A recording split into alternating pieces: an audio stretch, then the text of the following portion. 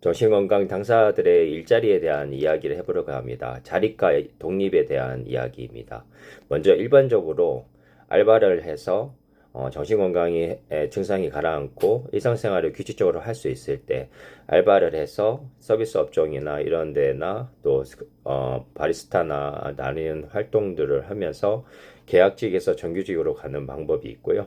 그 다음에 복지카드를 이용한 것인데 병원에 입원 기록이 몇 달간 있고 외래 치료를 2년 이상 받으면 복지카드로 일자리를 찾아서 징검다리 역할로 나중에 복지카드를 만든 후에 그 차차 그 일자리를 잡고 일을 하다가 적응이 되면 고용지원센터로 다시 지원을 하고 복지카드를 이제 쓰지 않고 살아가면 징검다리로 이용할 수가 있습니다.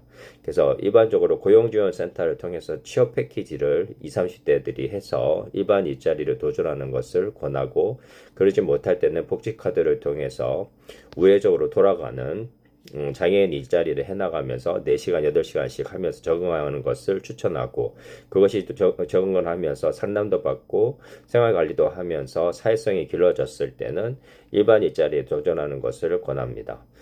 장애인 일자리에는 동료 지원가를 많이 하고들 있고요. 동료 지원 활동을 하면서 당사자와 단체나 가족단체에서 활동해서 조인해서 일을 하고 있고요.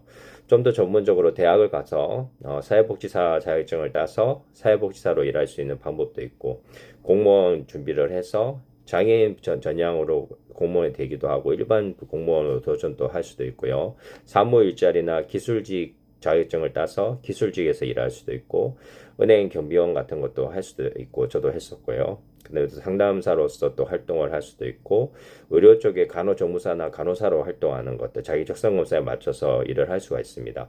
남을 돕는 일을 좋아하는 사람들이 이런 서비스 업종에서 이렇게 일을 하시면 되고 그리고 가장 중요한 것은 주거입니다. 어디서 생활하느냐.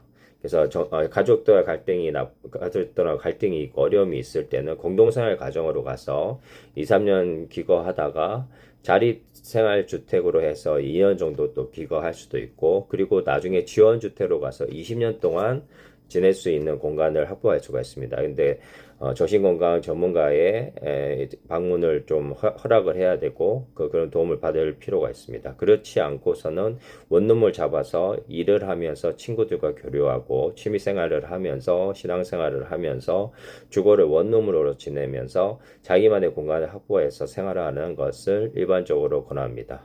이렇게 다양한 방법으로 재활, 독립, 자립해서 생활하시기를 늘 응원하겠습니다. 감사합니다.